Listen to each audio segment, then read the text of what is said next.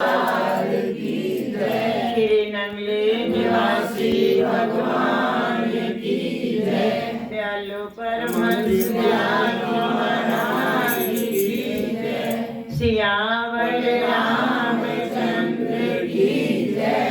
पवन सुत हनुमान की जय। उमापति महादेव की जय। बोल मेरे श्री महाराज की जय। बोल घट घट वासी भगवान की जय। इष्ट देव भगवान की परम प्रिय आत्मा, आज सबसे पहले तो आप सबको सन 2022 जो अभी रात्रि में आया था और उसके श्री गुरु महाराज जी, दादा गुरु महाराज जी, श्री राम जी, कन्हैया जी और भी स्वामी जी सब की तरफ से और बाई की तरफ से सन 22 की सबको बहुत बहुत बधाई।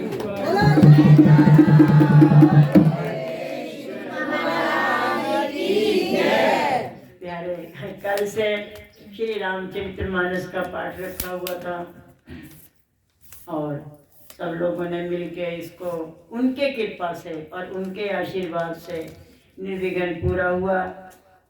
क्योंकि प्यारे संतान दे कारज आप खलोया, हर काम करावन आया राम। उनकी कृपा के बिना तो पत्ता भी नहीं हिल पाएगा, तो भला रामायण कहाँ पाठ कर पाएंगे। तो उनके आशीर्वाद से ये पाठ संपन्न हुआ। प्यारे, इस रामचरितमानस के जितने भी प्रसंग आते हैं, चाहे राम जी के तो हैं ही हैं, सीता जी का ले लो, लक्ष्मण जी का ले लो और भरत जी का तो क्या कहना। सबने अपनी अपनी तरफ से पूरा इसको जो सहयोग दिया। आज एक भाई कहीं बाहर जाए तो दूसरा चाहेगा ये वापस ही ना आए, है ना। लेकिन वो तखत मुकुट पड़ा हुआ है, उसको कोई ले ही नहीं रहा।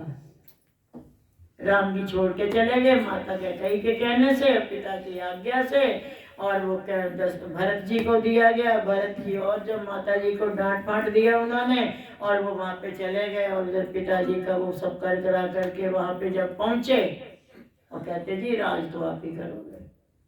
क्या आज वो स्थिति है? बड़ा मुश्किल है। और कमाल की बात है, सबसे पहले तो उनको ये चाहिए ही नहीं था।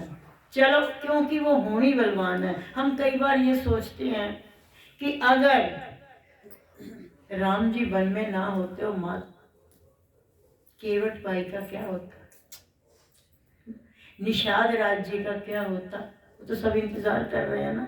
वो सुग्रीव, वो हनुमान जी को तो हनुमान जी राम जी से पहले मिल चुके हैं, पता होगा आपको।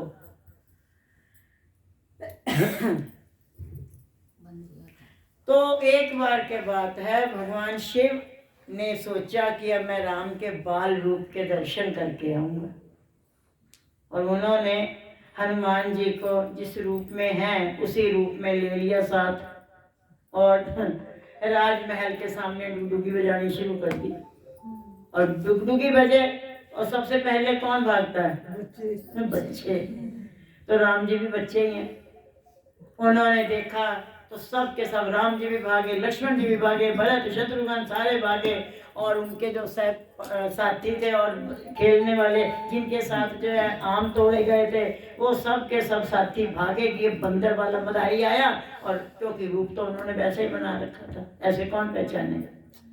हाँ, और वो जो है अपना किया, अपनी मर्जी से इन्होंने पूरा प्रयत्न किया प्रभु को खुश करने का। ये उनकी पहली मुलाकात है जब वो राम जी भी बहुत छोटे हैं। लेकिन थोड़ी देर के बाद जब खेल खत्म किया मदारी ने, तो अब वो ले जाना चाह रहे थे, लेकिन हनुमान जी जाना नहीं चाहते।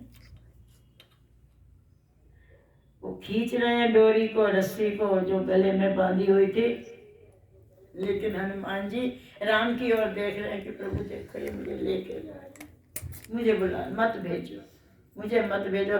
ये मूक भाषा चल रही थी, बहुत देर तक ऐसे होता रहा। हनुमान जी भी उस रूप में जो है धीरे धीरे आंसू टपकाते रहे कि प्रभु भेजो मत, मुझे भेजो मत। अब कैसे कहें? तो हुआ क्या, कुछ नहीं, धीरे से ना राम जी ने लक्ष्मण को ठोकर मारी, कोनी मारी, और वो रोने लगे। जब उन्होंने रोना शुरू कर दिया, उन्होंने भरत के मार दी, भरत ने शत्रुघ्न के मार दी। अब ये तीनों भाई रो रहे, चौथे राम भी रोने लगे। सब के सब जो बात किया है, भाई हमको कहते ये बानर यहाँ रखना है। महाराज दशरथ ऊपर थे महल में, ये सब नीचे थी माताएं। तो जब इनका रोना धोना ऊपर तक पहुंचा तो उन्होंने कहा, भाई पिताजी ने पूछा भी क्या बात है, क्यों रोते हैं बच्चे हमारे? कहते बताओ इनकी तो डिमांड कैसी, कहने बंदर रखना। राजमहल में बंदर रहते हैं, पर इन्होंने जैसे कहा बंदर नहीं रहते तो और जोर से रोना चालू हो गया। जैसे इनका रोना धोना तेजी से चला तो प्यारे बड़ी अजीब सी बात यही हो गई कि अब राम दशरथ जी ने कहा भी कुछ भी हो जाए यही रहे, वानर को रख लो। अब फिर जैसे उनको मिल गई अब बच्चों की जिद को आगे दशरथ जी भी हार गए और उन्होंने मदारी से कहा भाई इसके बदले में कुछ धन वन ले ले और ये बंदर हमको दे दे। प्रभु मुस्कुराए भोलेनाथ और कहा ना भैया तुम ये भी रखो, और ये मैं तो चला अपने कैलाश को। राम जी ने उस रूप में दर्शन किए और भोलेनाथ कैलाश पर्वत पर चले और ये वहां पर बहुत समय तक रहे। जब ये मुनि संदीपन जी के आश्रम में जाने लगे तब उन्होंने हनुमान जी से कहा भाई ऐसा है अब तुम भी जाओ। बोले प्रभु बड़ा मुश्किल है, कहाँ जाऊं, मेरा तो आगे पीछे कोई नहीं, और जो मदारी भी मेरा चला गया अब तो मैं कहाँ जाऊंगा, मदारी भी मुझे छोड़ के भाग गया, मैं कहाँ जाऊंगा। तो प्रभु ने कहा कि तुम ऋष्यमुख पर्वत पर जाओ, वहां तुम्हारी सुग्रीव से बाली से भेंट होगी, उनसे मिलो, वक्त आएगा मैं तुमको वहीं पर ही मिलूंगा। अर्थात ये प्री प्लानिंग इनकी पहले से थी और इस प्री प्लानिंग के रहते हुए बड़ा भारी मन से हनुमान जी को जाना पड़ा और फिर मुनि संदीपन जी के आश्रम में प्रभु भी चारों भाई चले गए। तो बच्चे थे, अब बड़े होके आए और अब भी विद्या अध्ययन पूरा करके पहुंचे भी नहीं है कि विश्वामित्र जी पहुंच गए कि मेरा यज्ञ नहीं संपूर्ण हो रहा, ये राम लक्ष्मण मुझको दे दो। बताओ ये पिता का क्या हाल है, चार चार बेटे हैं इनके तो टिकता एक नहीं, कभी कोई ले जाता कभी कोई ले जाता। अजीब बात है ना।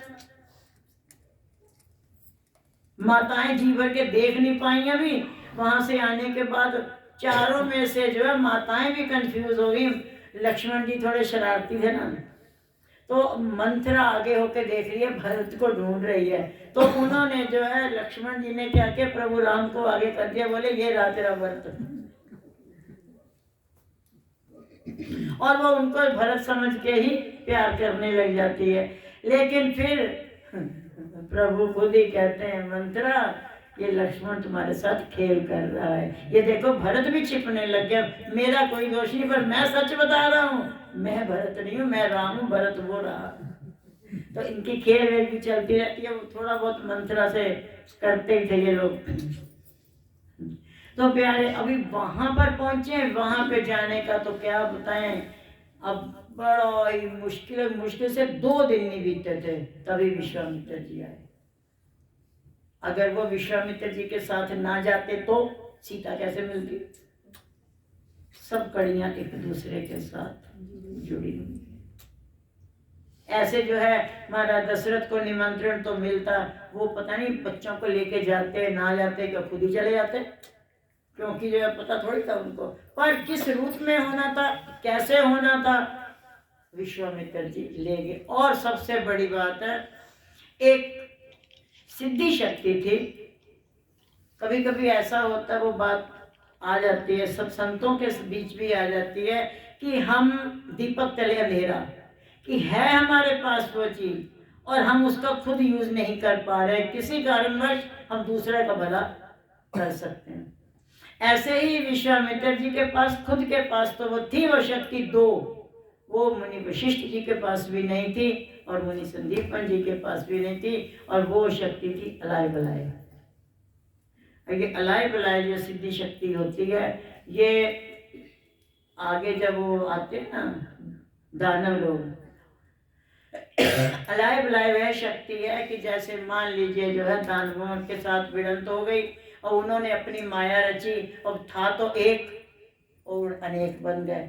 अब इधर राम एक अकेले कैसे करेंगे, तो ये या तो अपनी माया से बहुत सी सेना बना सकते हैं, और या फिर जो है अपनी ही माया से बहुत से राम बना सकते हैं, और या फिर एक बलाय नाम की जो शक्ति है उसका ये है कि पता चला कि जो है ये सब हमको मारने में आ रहे हैं ना, तो एक को इनके साथ एक ऐसी बलाय छोड़ दी कि वो आपस में भिड़ गए। कई जगह देखा होगा कि पता चला आपस में एक दूसरे को मार दिया उन्होंने, होता ना, क्यों? ये जो शक्ति थी सिर्फ विश्वामित्र जी के पास थी। अब ये जो है बड़ा मुश्किल होगी बात, ये जो है जाना भी है जाना भी है, लेकिन समस्या भी है। और वशिष्ठ जी ने बड़ा समझाया कि इस बात में भी भलाई है, दशरथ जी भेज दो, कुछ अच्छा ही होगा।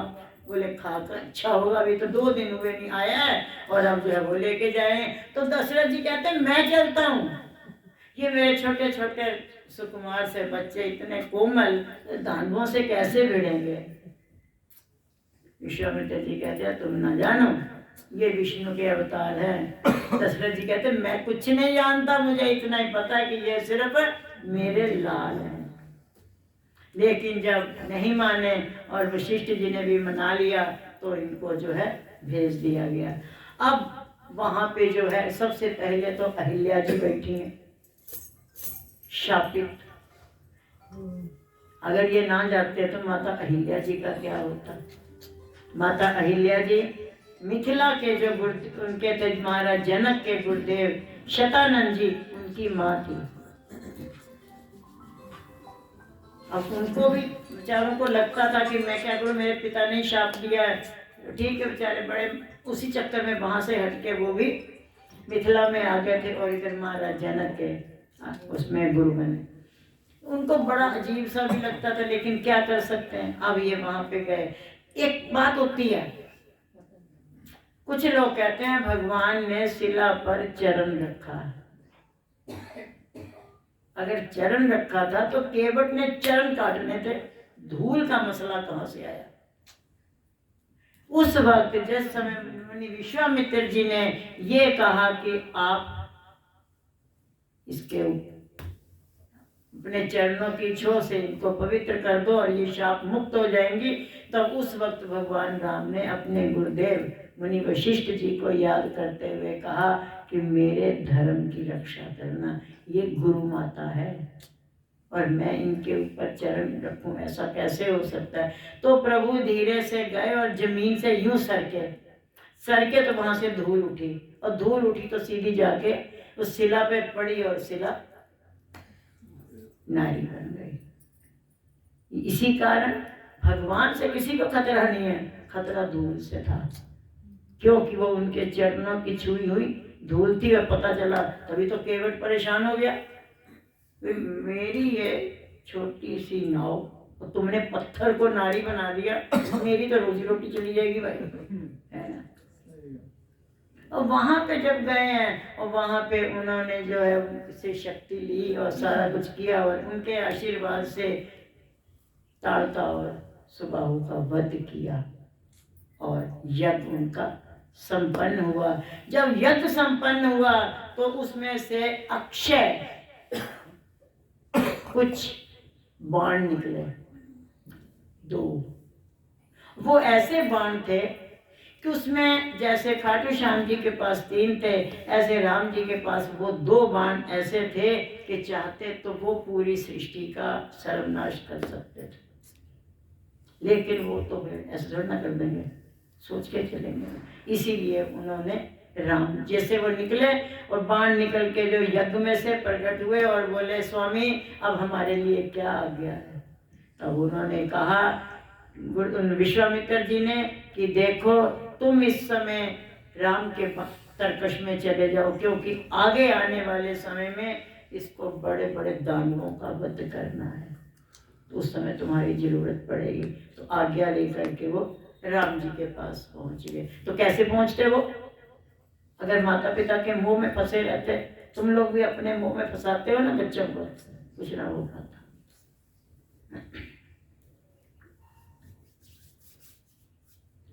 अब यज्ञ संपन्न हुआ सुबह, और शाम के समय जो महाराज जनक जी का निमंत्रण पत्र आया कि ऐसे ऐसे सीता जी का स्वयंवर। क्या आप बता सकते हैं इस सीता जी के स्वयंवर में धनुष ही क्यों रखा? कुछ और ही उठा लेते, वे पहाड़ पकड़ लेते, खाट वाट उठा लेते, भी ये खाट उठा के तोड़नी है, और धनुष का क्या मसला था? बता सकते?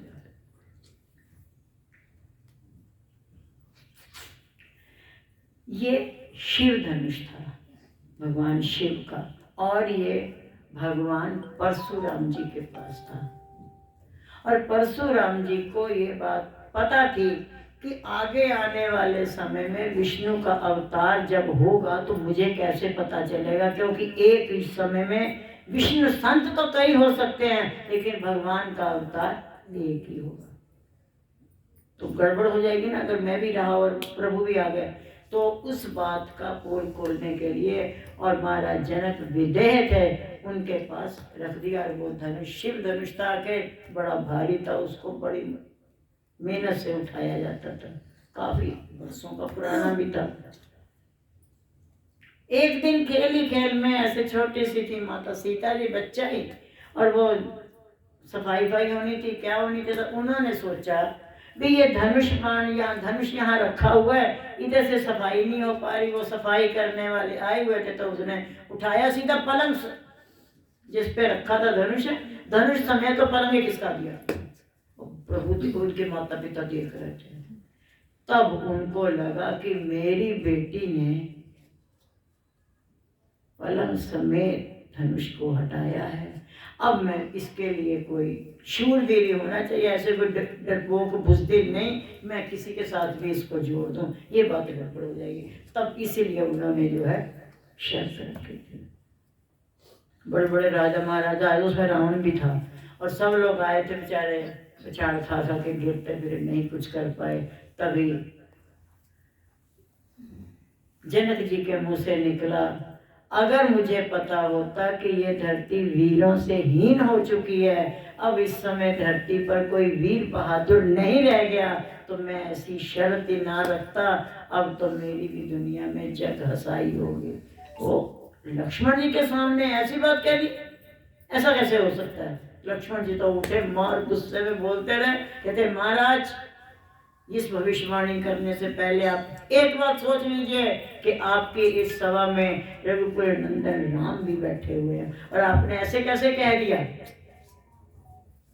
अगर आप कहें तो पूरी पृथ्वी को उठा के पलट दें, तो महाराज जनक ने कहा पृथ्वी का ही पलटनी भाई, इसने क्या बिगाड़ा? पृथ्वी पलटने का ऐसा कोई मसला नहीं है। हाँ यही है कि तुम, ये धनुष की बात है।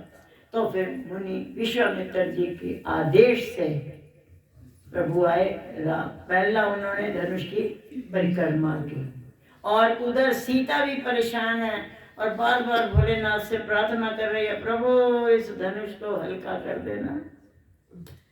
और उन सब की बारी में कहते खूब भारी कर दो लेकिन जब प्रभु राम उठाने लगे तो कहते हैं हे भोलेनाथ इस धनुष को इतना हल्का कर दो कि प्रभु तुरंत उठा रहे। और वो ही हुआ, उन्होंने पहले ही मन ही मन अपने गुरुदेव को प्रणाम किया और उठा करके धनुष को उठा दिया। बोल सियावर रामचंद्र की जय। और वो तो पकड़ा और उस पर प्रत्यंचा चढ़ानी थी, अर्थात वो डोरी बांधनी थी। अब वो डोरी बांध रहे हैं तो टूट गया तो क्या करें, और जान के थोड़ी ना तोड़ा था, अब धनुष था पुराना था जमाने का, ओ परशुराम जी की समाधि टूट गई। इनका धनुष तो क्या टूटा, परशुराम जी की समाधि टूट गई। और वो वहां से चले और आकर के एकदम से गरजते बरसते सबने कहा प्रणाम बोले हैं। कोई कहता है गुरुदेव प्रणाम बोले हैं। महाराज जनक ने कहा अभिनंदन बोले हैं। प्रभु माता महाराज जनक ने सबसे पहले तो सीता को एक किनारे किए, बेटे तो प्रणाम कर ले। ये सब यहाँ से पता नहीं क्या मुख से निकल जाए, क्योंकि सब डरते थे। और तब बड़ा बोलने लग गए, अरे जनक तुम्हारे पास मैंने ये शिव धनुष रखा, ये किसने तोड़ा। जब उल्टा सीधा बोलने लगे तो लक्ष्मण को फिर गुस्सा आ गया। उसने कहा बचपन में हमने हजारों धनुरियां तोड़ दी, एक दो की तो बात ही नहीं, पता नहीं कितने धनुष बनाते थे और टूट जाते थे। हमें किसी हमारी मम्मी पापा ने कुछ नहीं कहा, किसी ने कोई डांट फांट नहीं की। ऐसा पुराने से धनुष के पीछे कौन सी परेशानी है तो तुम इतना मत चिल्लाए चले जा रहे हो। लक्ष्मण जी ऐसे क्यों बोल रहे थे, इस बात के पीछे भी राज। लक्ष्मण जी जान के ऐसे बोल रहे थे, राम जी की मौज थी, नहीं तो राम जी हटाना देते, बोल क्या कर। लेकिन राम जी भी चुप थे कि हाँ करो, ताकि इनका जो अहंकार है, जितना जितना हमारे अंदर अहंकार होगा ना, जितना चिल्लाएंगे, जितना कुछ करेंगे, उतनी हमारी शक्ति क्षीण होती चली जाएगी। तो राम जी भी और विश्वामित्र जी भी यही सोच रहे थे कि चलो चिल्लाने तो दोनों को भिड़ने दो। लेकिन बाद में जिस समय कहने लगा, अरे लक्ष्मण मुझे लगता है आज तू अपनी माँ को नपुंसक करके छोड़ेगा, तो प्रभु आगे सामने, भैया तुम अब हट, बहुत हो गया, खिसक यहाँ से। तो लक्ष्मण जी को खिसका के तब प्रभु आए, बोले जी आपका गुनाहगार मैं हूँ, ये धनुष की गलती मुझसे हो गई, मेरे से टूट गया, मुझे लगता पलक ने तोड़ा था, राम जी ऐसे फंस गए, तूने तो नहीं तोड़ा था। तो बोले कौन हो तुम, तुमने ऐसे कैसे तोड़ दिया इतना बड़ा शिव धनुष।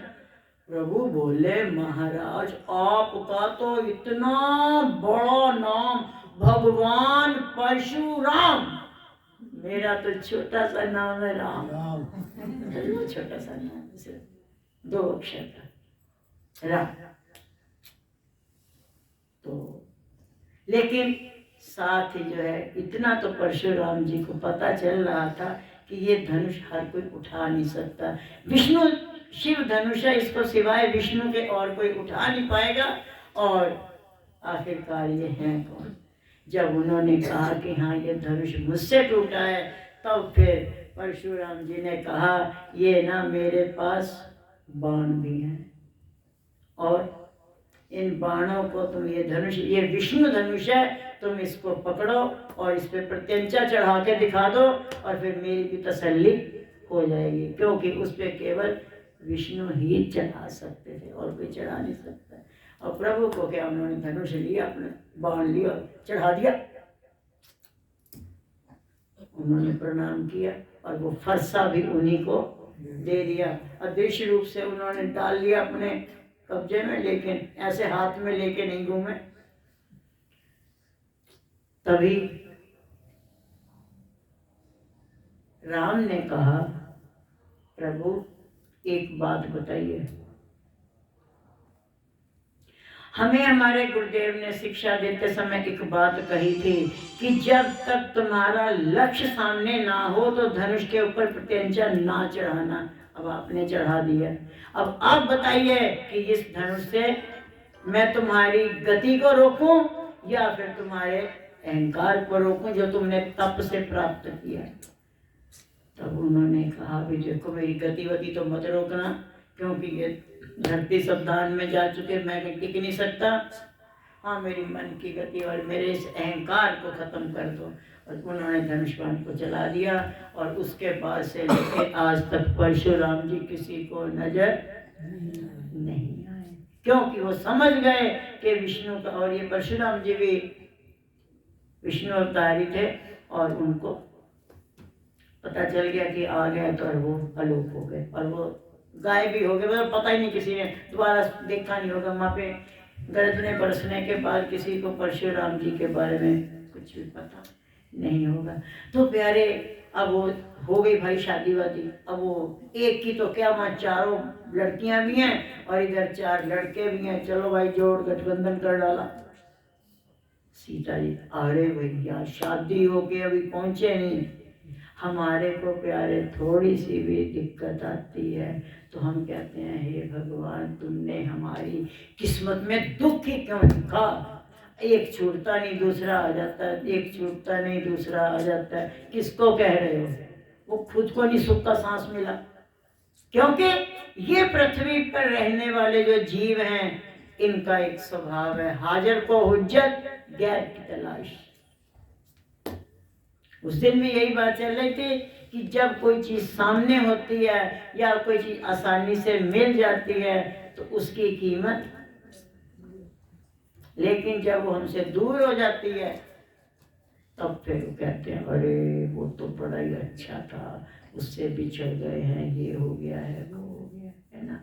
तो प्यारे हमें केवल इतना जरूर देख लेना चाहिए कि जहां तक हो सके सामने वाले वक्त की पकड़ करो, क्योंकि ये वक्त दोबारा आने वाला नहीं है। अब कल रात से रामायण चल रही थी, ठीक, मजाक मजाक में सब कह रहे हैं जी हमने तो पूरा 1 साल रामायण पढ़ी और 21 से रामायण शुरू करते करते करते करते पाठ पढ़ते पढ़ते 22 में प्रवेश कर गए।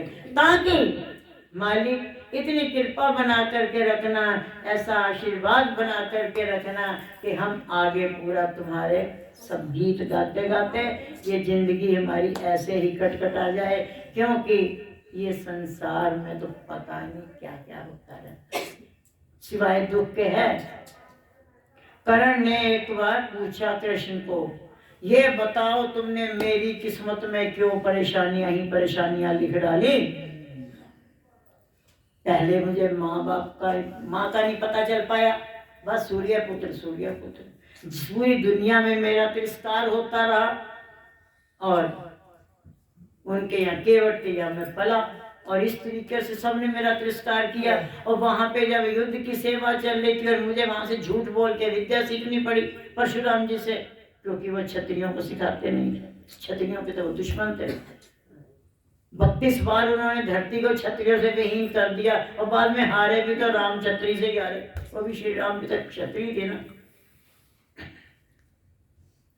उन्होंने कहा कि बताइए जब तक मैं इतना मेरा तिरस्कार हुआ, इतना तिरस्कार हुआ, अब मेरे को जो है अगर किसी ने अपनाया भी तो ऐसे व्यक्ति ने अपनाया, और तुम जो माँ मेरी सामने देख रही है कि मेरा तिरस्कार हो रहा है तब भी माँ नहीं बोली,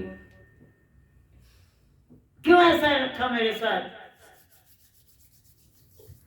तो फिर जो है जब मुझे माँ का पता चला तो पता चला कि मैं अपने भाइयों के साथ ही लड़ रहा हूं, लेकिन मुझे दुर्योधन का साथ बताओ मैं छोड़ सकता था, जिसने मेरे को पूरे समय संभाला, उसका साथ मैं नहीं छोड़ूंगा। ये जितने भी कुछ लोग ऐसे हुए हैं ना, नियम धर्म के पक्के रहे। हमारा तो दल बदलू वाला काम है ना। अब जब तक मम्मी का नहीं पता चला नहीं चला, अब पता चल गया तो जा पहुंचे मम्मी के पास कि तू तो मेरी माँ है। माँ तो गई थी ना, तुम थी तो, लेकिन उनको ये लगा कि ठीक है अगर तुम मेरे पास आई है ऐसे समय में, क्योंकि ये दान देने में सबसे आगे थे, दानवीर कर्ण, कभी भी इनके द्वारे से कोई भी खाली नहीं गया।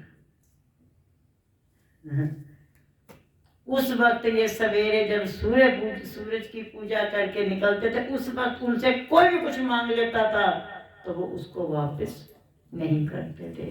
इस बात का फायदा इंद्र ने भी उठाया, क्योंकि अर्जुन इंद्र का पुत्र था, ये सूर्य के पुत्र थे, है ना।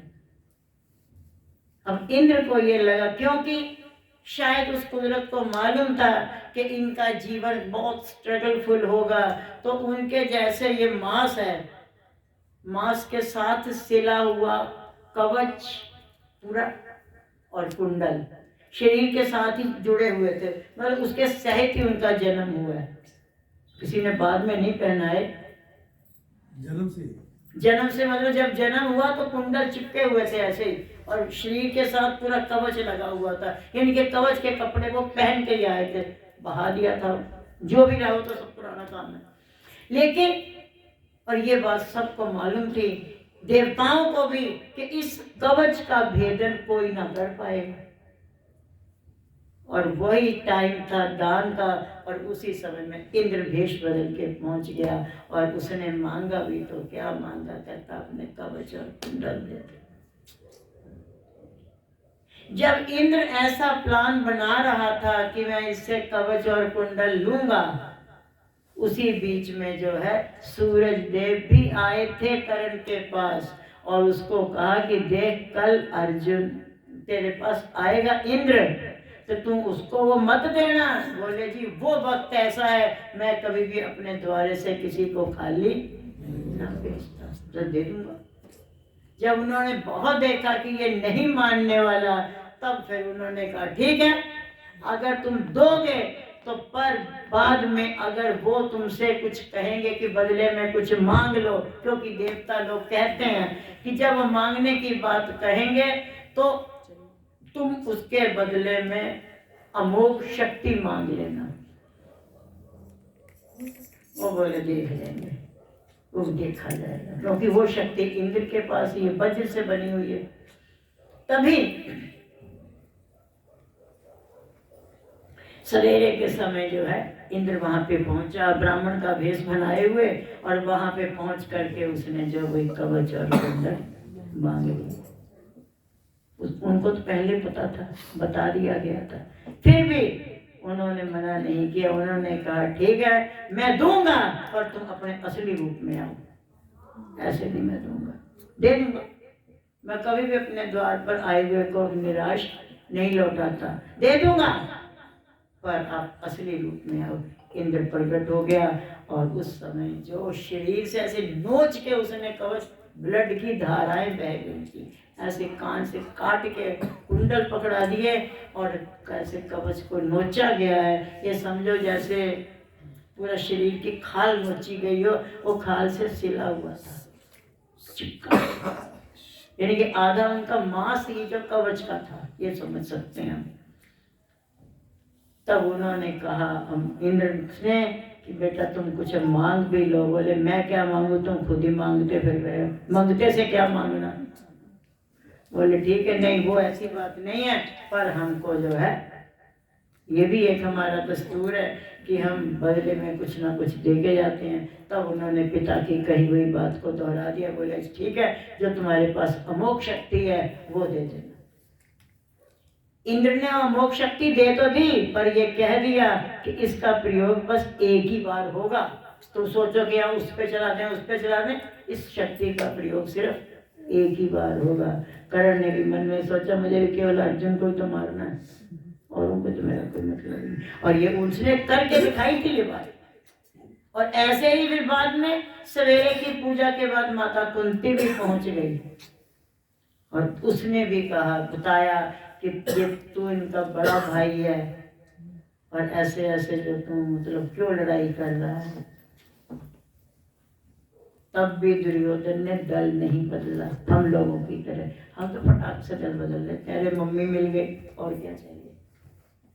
उसने कहा माँ मैं तुमको एक वचन देता हूँ, देखो भाई लड़ाई तो मैं करूंगा, क्योंकि मैं दुर्योधन के साथ हूँ। मैं शुरू से अगर गलत पाले में बैठ गया हूँ तो मैं उसको जैसे कैसे यथाशक्ति निभाऊंगा। लेकिन हाँ, मैं तुमको एक वचन देता हूँ, तुम रहोगी 5 बच्चों की ही माँ, या तो मैं जिंदा बचूंगा या फिर अर्जुन बचेगा। बीच में कितने भी आए उन सबको उसने बेहोश वगैरह करके वापस कर दिया, पर किसी का वध नहीं किया। पर फिर ये भी तो है ना अपनी किस्म के, घटोत्कच को बुलवा लिया, और वो तो फिर इतना बड़ा दानव। घटोत्कच जी बलबरीक जी के पिता हैं, जिनको आज आप लोग खाटू श्याम जी के नाम से जानते हो। तो यही घटोत्कच जी जब आए तो बस उनका एक चरण यहाँ से लेके वहां तक पट, तो जितने आए हुए थे दब के पैर के नीचे खत्म। उस समय दुर्योधन को लगा कि तू अमोघ शक्ति चला, इसको मार। वो कहता नहीं नहीं, ये तो मैंने अर्जुन के लिए रखी हुई है। बोले अर्जुन के लिए तूने क्या रखी हुई है? तो इसको हम बचेगा, हम बच पाएंगे? जब तक हम बच नहीं पाएंगे तब तक जो है तुम कैसे क्या करोगे? लेकिन तुम ऐसे करो कि कुछ भी हो जाए, अब तुम अमोघ शक्ति चला दो। हार के उसने जब लास्ट में ये बात कह दी कि हाँ तुम तो चाहते ही हो कि दुर्योधन मर जाए और हस्तिनापुर का राज तुझे मिल जाए, तब उनके दिल को गहरी चोट लगी और उन्होंने वही शक्ति घटोत्कच पे चला दी। प्यारे, कर्ण महाभारत में मेरा सबसे प्रिय पात्र रहा शुरू से ही। 9th में हम लोगों को एक ऐसे लिखना था निबंध कर्ण के ऊपर, बट तुम्हारा प्रिय पात्र कौन सा है महाभारत में? तो हमने कर्ण के ऊपर लिखा तो 7.5 पेज का।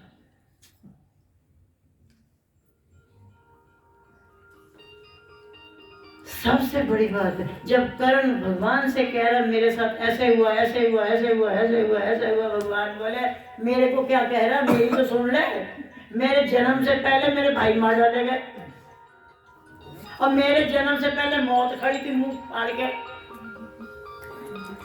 इंतजार कर रही थी कि आज मैं तुझे मारूंगी। मार नहीं पाई, वो उसकी बात थी, लेकिन कोशिश तो उसने की ना।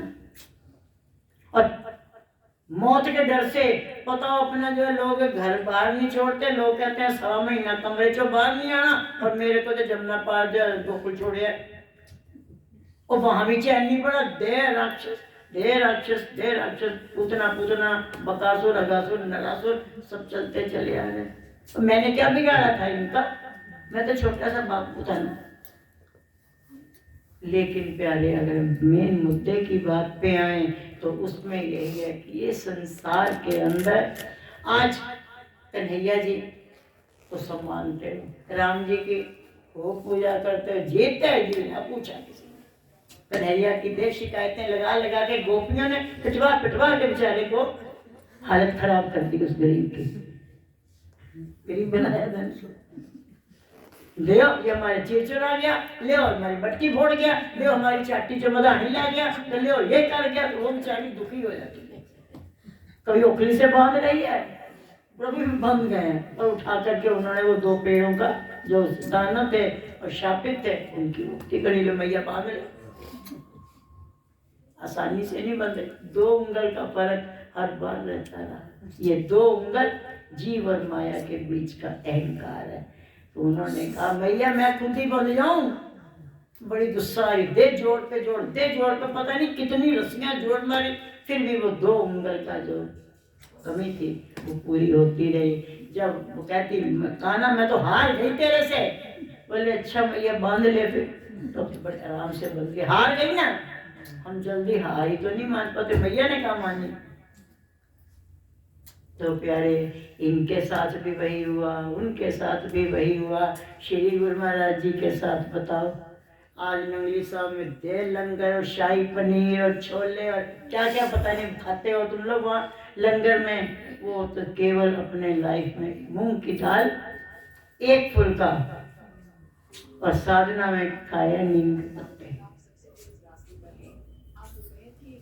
मेरे से नंगली साहब में एक बार किसी ने पूछा कि भाई जी आपने साधना के समय में दूध कितना लिया? मेरे साथ वो माता थी गुप्तैनी 16 नंबर वाली, कहती क्या भाई जी इससे पूछो? वो इतना बड़ा गिलास भर के चाय का और 1 कटोरी दाल, ये इसकी साधना की है खुराक। अभी ऐसे हिमाचल में बात चल रही थी, मैंने कहा ये बताओ कल को जो है तुम लोगों को मेरा कुछ करना वरना पड़ा तो मेरी पसंद का क्या बनाओगे? कहते जी मूंग की उबली दाल। मूंग की उबली दाल खाओगे पतली पतली, और जो है ज्यादा है तो आलू खा लोगे बस, और आपने क्या खाना? मैंने क्या लगता तुम तैयारी बैठे हो, पर अभी ना वो घड़ी आने दो। तो क्या है प्यारे, जीते हमको ना गूंगा भगवान चाहिए। अब वो कुछ कहेंगे नहीं, इस रूप में आ गए ना, अब कुछ कहेंगे नहीं, बैठे चुपचाप, जैसे भी कर लो, चाहे उनके मुंह पे पोत दो मक्खन है, चाहे तुम कुछ भी कर लो। और जब वो था तो उसके मुंह पे लगा के झूठ मूठ का उसको पिटवा दिया। क्या दुर्गति की बेचारे की, मेरा भाई पाला पाला है ना भैया। और इन्हीं का नहीं है, वो जिनकी जो कल से गीतकार है उनके साथ भी बहुत कुछ हुआ था, उनको भी नहीं छोड़ा गया। इसी में वो प्रसंग आता है काकभूषण जी वाला, उनके साथ तो कौवे ने खेल किया। काकभूषण जी आते हैं कौवे के रूप में, और वो चलते हैं, उनकी जो हाथ में से एक रोटी का टुकड़ा है तो वो उसको छीनते हैं। भगवान किलोल कर रहे हैं, पीछे आगे आगे भाग रहे हैं, और वो कौवा भी आगे आगे कूदक रहा है, पीछा कर रहा है। और तभी वे कौवे ने बड़ा शरारत करके वो पीस छीन लिया, और भगवान रोने लगे। काकभूषण जी के मन में एक बात आ गई, क्योंकि उनकी जो माया है इतनी प्रबल है, इतनी प्रबल है, ना जाने हमें किस समय भ्रम में डाल दे। काकभूषण जी भी भ्रम में आ गए, बोले ये भगवान है, ये कैसा भगवान है, इतने से रोटी के टुकड़े के पीछे मार रोना धोना मचा दिया इसने तो। और वो तो बस संशय लेके, पर उनको उन्होंने ज्यादा संशय में नहीं डाला, क्योंकि वो पहले ही तप साधना कर चुके थे। बस प्रभु ने एक खेल किया, जैसे वह रोटी का टुकड़े, पहले तो रोए, जब देखा कि जो है ये गड़बड़ कर रहे हैं तो संशय में आ रहा है, तब भगवान ने भी क्या किया, अपने हाथ को वहीं पे छोटे से ही हैं, खुद नहीं गए कहीं, अपना हाथ इतना लंबा कर लिया, इतना लंबा कर लिया, जहां जहां ये काकभूषण जी जा रहे थे और हाथ उनका पीछे कर रहा है, और वहां तक पहुंच के उसको पकड़ लिया और पकड़ के अपनी रोटी वापस ले आए। और ये घटना सुनाने में भी टाइम लग गया, और वहां पर जो हुई है स्वप्न मात्र में, एक क्षण के अंदर ही इतनी सारी घटना घट गई, क्योंकि ये सब माया का पसारा था। उनकी माया से ही वो संशय में आए, और प्रभु ने अपनी माया से ही उसका संशय दूर कर दिया। तो इसके एक एक प्रसंग, किसी भी प्रसंग को ले लो, बड़ा आनंद आता है। और अगर हम उस प्रसंग को लेकर के मन में विचार, लास्ट में इसमें पढ़ते हो, उन्होंने कहा है कोई भी 5-7 चौपाइयाँ अगर आपको कंठस्थ हो जाती कहीं से भी, मुझे भरत जी की रहती है, वो वक्त जब वो राम का इंतजार कर रहा, उस वक्त भरत जी बहुत अधीर हो रहे हैं, और उसी अधीरता के रहते जो है सोचते हैं कि आज एक दिन रह गया, काश अगर ये भी दिन ना होता तो राम आ गए होते। रहे हो एक दिन अवधिया घारा, समझत मन दुख भयो अपारा, कारण कवन नाथ नहीं आयो, जान कुटिल प्रभु मोहे बिसराय, कपटी कुटिल मोहे प्रभु चीना, काते नाथ संग ने लीना, आहा धन्य लक्ष्मण बड़ भागी, राम पधार रागी। लास्ट में उनको ये लगता है कि नहीं ठीक है, मैं पप्पी हूँ, कपटी हूँ, उन्होंने मुझे ऐसा समझा होगा, लेकिन फिर भी मैं जानता हूँ जो करनी समझे प्रभु मोरी, नहीं निस्तार कल्प क्षत को। हमको यही चौपाइयाँ पसंद आती हैं, हम इन्हीं को गुनगुनाते रहते हैं। आप लोग भी, कोई भी जहाँ तुम्हारा मन अटके, 5-7 चौपाइयों को याद करो, उसको गुनगुनाते रहो, तो हृदय के अंदर वो भाव बनने शुरू हो जाते हैं। और जब बस भाव ही तो नहीं बनते हमारे, है ना, वो भाव ही तो बनाने हैं, वो किसी भी तरीके से वो अगर बनते चले जाएंगे तो प्यारे हमारा कल्याण निश्चित है, और हमारा नया साल भी संचित आनंदित, क्योंकि झटके वटके तो आते रहते हैं, झटके अर्थात कोई ना कोई परेशानी चलता रहता है। आप लोग अपने, हम गलती से किसी से पूछ ले भाई तेरा क्या हाल है, सोचता मैं आज ही सारा बता दूं इसको, पता नहीं मेरा तो दोबारा मौका मिलेगा कि नहीं मिलेगा, हमें ये है ये है ये है ये, तो हम सोचते मैंने गाड़ी पूछ के गलती कर ली। अब हम पूछते ही नहीं किसी से, अब हम यही पूछते हैं कुशलम मंगलम। अब ऐसा मौका ही नहीं आता कि वो कुशलम मंगलम के आगे क्या बोले, ये नहीं हम पूछेंगे तुम्हारा हाल क्या है, क्योंकि हाल अपना तो कुछ नहीं, क्या बताएंगे, मुझे बेहाल कर देते हैं। तो प्यारे, नया साल आप सबको बहुत बहुत मुबारक हो। श्री गुरु महाराज जी के प्यार से, उनके आशीर्वाद से, उनकी कृपा से भरा हुआ रहे और सब तंदुरुस्ती को प्राप्त हो, क्योंकि प्यारे आज के समय में हेल्थ इज वेल्थ, तंदुरुस्ती ही सबसे बड़ी दौलत है। अगर हमारे पास पैसे खत्म हो गए हैं कोई बात नहीं, आ जाएंगे, और अगर शरीर ही ना चला तो क्या करोगे। तो गुरु महाराज जी से बेनती है कि मालिक सारे संसार को सर्बंत का भला, नानक नाम चढ़ती कला और तेरे वाणे सर्बंत का भला, सबकी भला करो, सब पे कृपा करो और सबके सूक्ष्म रूप से जैसे भी है, दुख सुख तो सबके चलते रहते हैं कर्मों के अनुसार, लेकिन उनकी कृपा और उनका आशीर्वाद बना रहे। तो ऐसा कौन सा संकट है जो कट नहीं पाएगा। इसी के साथ ही वाणी को विराम देंगे। बोलो जय कान्हा